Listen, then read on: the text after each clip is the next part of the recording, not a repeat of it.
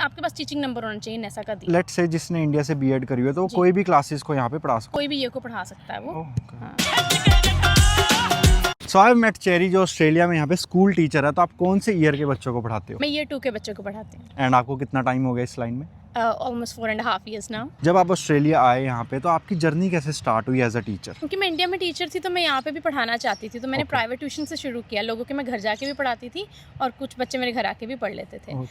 But obviously that was not a stable income. मैंने child care शुरू कर दिया। चाइल्ड केयर का मैंने सर्टिफिकेट 3 किया और फिर मैंने ऑलमोस्ट 3.5 years चाइल्ड केयर में जॉब की। But obviously wanted to go back to teaching, started researching और फिर पता लगा कि नेसा की एक्रेडिटेशन चाहिए and Okay. Then that's how I cleared my IELTS exam, NESA accreditation process. And IELTS के लिए कोई specific numbers we need minimum? So IELTS के लिए you need 7.788, 7 each in you need writing and reading, Okay. and you need 8 each in speaking and listening. सबसे stressful part क्या था जब ये सारा डॉक्यूमेंटेशन प्रोसेस चल रहा था Oh, आपका? IELTS क्लियर करना। Okay. लिटरली IELTS क्लियर करना। और and I was working full time 9 to 5 मेरी चाइल्ड केयर की जॉब Oh, होती थी, तो फिर उसके बाद सारी प्रैक्टिस करना वो सबसे मुश्किल पार्ट था। तो आपको फर्स्ट जॉब कैसे मिली थी as a teacher? Once you clear accreditation, class cover एक ऐप होती है जो आपको डाउनलोड करनी होती है New South Wales government schools के लिए। ओके। तो once you fill your details in class cover, तो आप अपना रेडियस एक फिल करते हो उसमें कि आपको कितने दायरे के बीच में स्कूल्स जो है वो कांटेक्ट करें। फिर आपको they call you as a casual. तो once you are in the system it's actually easier. After that अगर आप अच्छा काम करते हो और स्कूल्स को डिमांड है तो वो आपको एज अ कॉन्ट्रैक्ट पे हायर कर लेते हैं। Once you are in the system jobs get very easy. और शुरू में क्या कोई सैलरी एक्सपेक्ट कर सकता है अपनी एज अ कैजुअल रोल कर रहा है वो या परमानेंट व्हाटएवर? कैजुअल रोल में पर डे $400 to $500 आपको मिलते हैं New South Wales government schools में, और उसमें से टैक्स कटता है। एंड अगर आप ऑन अ कॉन्ट्रैक्ट जाते हो और एज ए बिगनर टीचर हो तो आपको $85,000 जो है अराउंड दैट आपका पैकेज होता है एनुअली। जब आप शुरू में स्कूल्स में गए तो आपको सबसे ज़्यादा क्या कल्चर डिफरेंस लगा बच्चों में, क्योंकि आपने इंडिया में भी पढ़ाया हाँ है जी। और यहाँ पे भी पढ़ाया तो बच्चे बहुत बोल्ड थे। मतलब इंडियन बच्चे ऑब्वियसली थोड़े शाय होते हैं, तो यहाँ के बच्चे बहुत आउटस्पोकन हैं, they are Okay. Quite confident. Okay. हाँ, ये चीज़ पर उनमें चाइल्ड केयर से ही इम्बेड कर दी जाती है। जब मैं चाइल्ड केयर में काम करती थी तो वहाँ पे भी हम देखते थे कि 3 साल से बच्चे से भी आपसे पूछा जा रहा है। We Okay. Don't tell them, we give them options and then they pick out of it. Ah, okay. So इस तरह से आई थिंक लगता है कि उनमें कॉन्फिडेंस बहुत ज़्यादा होता है। कोई शुरू में एक्सेंट या कम्युनिकेशन इश्यूज होते हैं? यस डेफिनेटली होते हैं। ऑब्वियसली हम इंडिया से आते हैं और हमारी लैंग्वेज डिफरेंट है यहाँ से, हमारा इंग्लिश एक्सेंट डिफरेंट है। But obviously just go with open mind, there is no harm in saying I am sorry I didn't get you. They will happily repeat और उसमें कोई रिलक्टेंसी नहीं है। However it depends on the people and the school you work in. तो अगर आज आप वापस टाइम में जाओ तो आप फिर से टीचिंग लाइन ही लोगे कि डिफरेंट लाइन लोगे? Definitely I would always be a teacher and I am so happy that I did it. अगर कोई कर रहा है बीएड इंडिया में या कोई यहाँ के करना भी चाहता है तो मैं बोलूँगी definitely do it. It is worth doing. Teaching is बहुत रिवॉर्डिंग प्रोफेशन है। जो प्यार आपको टीचिंग में मिलता है मुझे नहीं लगता कहीं और मिलता। ओके।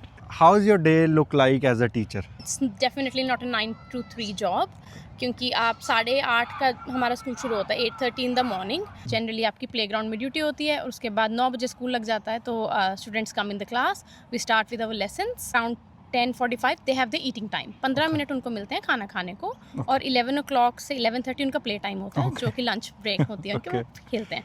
एंड आफ्टर दैट 11:30 में क्लास में आके obviously we do English maths, जो भी उनके सब्जेक्ट्स होते हैं वो करते हैं।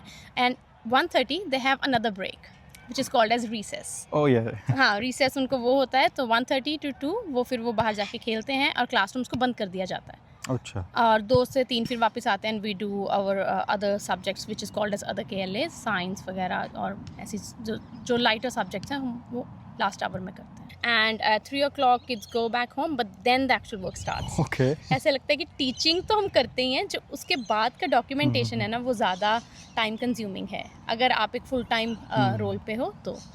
If you are a casual then it's easier. तो फिर आपके लिए 8:30 to 3 ही इनफ होता है। You don't need any extra time after that. आपको क्या लगता है आपने शुरू में क्या ऐसी गलतियां करी कि जो आपको लगता है कि हाँ मैं ये स्किप कर सकती थी या मैं इस पे थोड़ा ज़्यादा ध्यान दे सकती थी in terms of documentation process या आइल्स लर्न करने टाइम, या जब आप स्कूल में पहले दिन गए? डॉक्यूमेंटेशन में बोलूँगी मुझे लगता है मैंने बहुत टाइम ख़राब कर दिया। Okay. डरती थी मैं कि पता नहीं यहाँ पे मुझे जॉब मिलेगी भी या नहीं, कि ये स्कूल्स हमें मतलब मुझे एक्सेप्ट करेंगी भी या नहीं, क्योंकि डिफरेंट कल्चर से हम आते हैं पूरी तरह से। और मैंने चाइल्ड केयर में जो टाइम लगाया वो मुझे पहले ही टीचिंग मेंटर हो जाना चाहिए था, तो एक वो लगा, और दूसरा मुझे ये लगा कि अगर obviously first day of work था, I was too hard on myself कि मैंने ये सही नहीं किया, मैंने ये सही नहीं किया, जबकि यहाँ पे लोग बहुत वेलकमिंग है।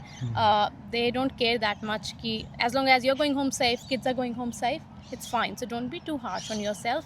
जैसे इंडिया में पीटीएम होती है तो यहाँ भी होती है? Twice a year. Oh, Most twice. of the schools में twice a year होती है, कई schools में thrice a year भी होती है। अच्छा। तो जैसे अब है ये जो टर्म 2 में होती है और टर्म 4 में होती है, क्योंकि यहाँ पे 4 टर्म्स होती हैं स्कूल्स में। एज अ टीचर आप फिर पेरेंट्स को बताते हो, जैसे हमें बताते थे हमारे पेरेंट्स को सारी टीचर्स की ये बच्चा ये यहाँ क्या ये कर रहा है, ये कर रहा है, यहाँ पे क्या हिसाब है पीटीएम में? जितने स्ट्रेट फॉरवर्ड हमारे पेरेंट्स और टीचर्स से उतने तो हम यहाँ पे नहीं, हमें बस ज़्यादा लाड प्यार से शुगर कोट करके अपनी बातों को कहना पड़ता है, क्योंकि यहाँ पे हमारी मम्मियों की तरह तो नहीं है टीचर ने कुछ कह दिया और साथ में पड़ गई है, तो ऐसा नहीं। But you have to convey your messages, but obviously in a professional and in sugar coated way. As a teacher जब कोई जॉब स्टार्टिंग में शुरू करता है तो कोई स्पेसिफाइड टीचर रोल्स भी होते हैं कि डायरेक्टली क्लासरूम टीचर की सब्जेक्ट टीचर, यहाँ पे कैसे सिस्टम है? हाँ जी, there are 3 roles in teaching. एक होता है TRS which is temporary relief system, दूसरा होता है RFF which is relief from face to face time, तीसरा होता है क्लासरूम टीचर। पे स्केल जो है वो सबका सेम है, सैलरी में कोई फ़र्क नहीं है। ओके। आपकी सैलरी आपके एक्सपीरियंस से डिपेंड करती है।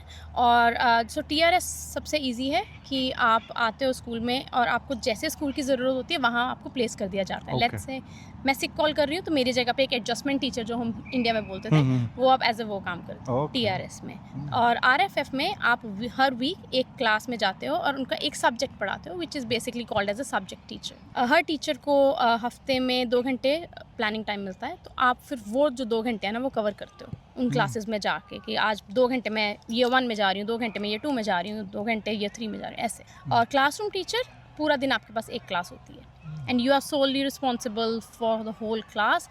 सबसे ज़्यादा पेपर वर्क, काम का प्रेशर क्लासरूम टीचर में है। It is like hell amount of work classroom teaching में, क्योंकि आपके ऊपर सारी रिस्पॉन्सिबिलिटी है डॉक्यूमेंटेशन की, लेसन प्लानिंग्स की, पढ़ाने की, और स्कूल में काफ़ी सारे इवेंट्स होते हैं वो भी टीचर्स ही ऑर्गेनाइज करती हैं। ओह अच्छा। तो 3 बजे के बाद जो एक्चुअल काम है वो शुरू होता है बच्चों के जाने के बाद, क्योंकि कोई इंसिडेंट्स हुए हैं वो हम ऑनलाइन रिकॉर्ड करते हैं, लेसन्स ऑनलाइन पढ़ाए जाते हैं, उनको एनोटेट करना होता है कि लेसन कैसा गया, अगर नहीं पढ़ा पाए तो क्यों नहीं पढ़ा पाए, किस बच्चे ने कैसा परफॉर्म किया। All this information we have to log online. Any reports as you mention कि अब जैसे now is the report writing time, okay. so yes, every evening I might actually writing my reports. तो जैसे India में हमें Report report cards. Card मिलते हैं तो Yes, यहाँ भी yes, वही exactly. But ऑनलाइन सेंड किए जाते हैं। अगर पेरेंट्स रिक्वेस्ट करते हैं तो हम उनको एक कॉपी प्रिंट भी कर देते हैं। ओके।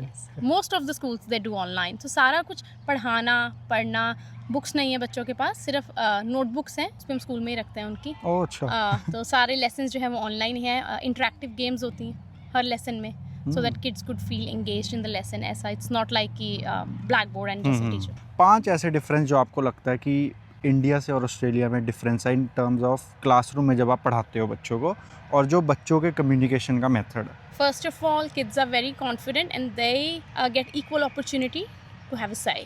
उनको उनकी बात रखने का मौका दिया जाता है। दूसरा, द वे दे लर्न। हम लोग बुक्स टेक्स्ट बुक पढ़ के सीखे हैं, उनके पास कोई टेक्स्ट बुक नहीं है। अच्छा। सारे लेसन जो है वो ऑनलाइन है, जैसे मैंने आपको बताया, वीडियोस, गेम्स, हर लेसन में जनरली एक वीडियो होती है। Okay. और कई बार तो डांस एक्टिविटीज़ होती हैं, तो आप उससे सीखते हो। हाँ, नोटबुक्स होती हैं, सब कुछ वो लिखते हैं, हमारी तरह वो पन्ने भर भर के नहीं लिखते हैं। It's like more of hands on activities. अगर हम कोई साइंस का लेसन कर रहे हैं विच इज़ अबाउट सन, तो we will actually take them out in sun and do some experiment कि कैसे शैडो मूव हो, not like how we learned in the book from photo. तीसरा फ़र्क ये है कि बच्चों पे प्रेशर नहीं है। प्राइमरी स्कूल तक बच्चों में प्रेशर नहीं है बिल्कुल भी, क्योंकि होमवर्क नहीं दिया जाता एवरीडे बेसिस पे। Homework is once a week, वो भी पेरेंट की कंसेंट के साथ। अगर पेरेंट्स चाहते हैं होमवर्क ना दिया जाए तो हम होमवर्क नहीं देते हैं, and we can't force them to bring it back. तो जैसे हमें हॉलीडेज में पूरा प्रोजेक्ट मिलता था, स्क्रैप बुक्स मिलती थी बनाने को और होमवर्क मिलते थे, तो यहाँ पे वो नहीं है? कुछ नहीं मिलता, बच्चों को खुला छोड़ दिया जाता है छुट्टियों में, मम्मी पापा के साथ एंजॉय करो। डज इट अफेक्ट कि बच्चे की परफॉर्मेंस पे, और ना इट रियली डजंट मैटर? मुझे नहीं लगता है, खास करके आजकल के टाइम पे जहाँ चैट जीपीटी और AI इतना आ गया ना, kids say that miss I did it using chat GPT because mummy daddy was so busy. Okay. So like it kinds of you know उसका जो इम्पैक्ट है वो कम हो जाता है उनको पढ़ाने का। फोर्थ डिफरेंस ये लगा कि यहाँ पे छुट्टियाँ बहुत होती हैं बच्चों को, और ऑफ कोर्स टीचर्स को भी। ये हमारा सबसे बड़ा फ्लेक्स है। यहाँ पे 4 टर्म्स होती हैं, 10 हफ्ते की एक टर्म होती है, Okay. ऑलमोस्ट 2.5 महीने की मतलब, और 2.5 महीने के बाद 2 हफ्ते स्कूल्स बंद होते हैं। और एंड ऑफ द ईयर में बच्चों को 6 हफ्ते की छुट्टियाँ होती हैं, 1.5 महीने की, और टीचर्स को होती हैं 5 वीक्स की। और ये सारी छुट्टियाँ पेड होती है कि कैसे? हाँ, अगर आप फुल टाइम काम कर रहे हो तो आपकी सारी छुट्टियाँ पेड होंगी, otherwise it depends on the pro rata basis. Another difference जो मुझे बहुत अच्छा लगता है कि यहाँ पे बच्चों को फ्री ब्रेकफास्ट और लंच भी प्रोवाइड किया जाता है मोस्ट ऑफ द स्कूल्स में। सुबह मॉर्निंग में बिफोर स्कूल स्टार्ट्स आधा घंटा उनको फ्री ब्रेकफास्ट में कॉर्नफ्लेक्स वगैरह सर्व किए जाते हैं अगर आप खाना चाहते हो तो, और अगर आपके पेरेंट्स नहीं अफोर्ड कर सकते तो आपको लंच में भी उनको फ्री सैंडविच देते हैं। तो अगर आज आपको ऑप्शन मिले प्राइमरी टीचर, स्कूल टीचर कि चाइल्ड केयर टीचर, आप क्या चूज़ करोगे? डेफिनेटली प्राइमरी, क्योंकि प्राइमरी में जो अफेक्शन आपको मिलती है ना, जो कनेक्शन आपका बच्चों के साथ बनता है, वो हाई स्कूल में नहीं बनता। वो भी मैंने करके देखा है, बट नहीं। और दूसरा, आप बच्चों की जो प्रोग्रेस है ना वो देखते हो ओवर द ईयर्स, वो कैसे सीखते हैं, how they grow. So I love seeing that, it is such a rewarding thing when I see them growing up, I love it. बाकी जो पेरेंट्स यहाँ पे मूव कर रहे हैं अपने बच्चों के साथ, तो क्या फ़ीस होएगी बच्चों की स्कूल में? वेल अगर आपके पास PR या सिटीजनशिप है तो कोई फीस नहीं है स्कूल्स Okay. में। एजुकेशन कम्प्लीटली फ्री है। बुक्स भी बच्चों को स्कूल में दी जाती हैं, नोटबुक्स उनको दी जाती हैं, pens, pencil, stationery, everything is provided. The only expenses of uniform, Okay. Uniform के पैसे लेते हैं। और वॉलंटरी कोई ना कोई इवेंट्स होते रहते हैं एवरी नाउ एंड देन, तो अगर आप उनमें चिप इन कुछ करना चाहते हैं तो आप दे सकते हैं, अदरवाइज कोई फीस नहीं। Oh, good. Thank you so much for your time. Thank you so much.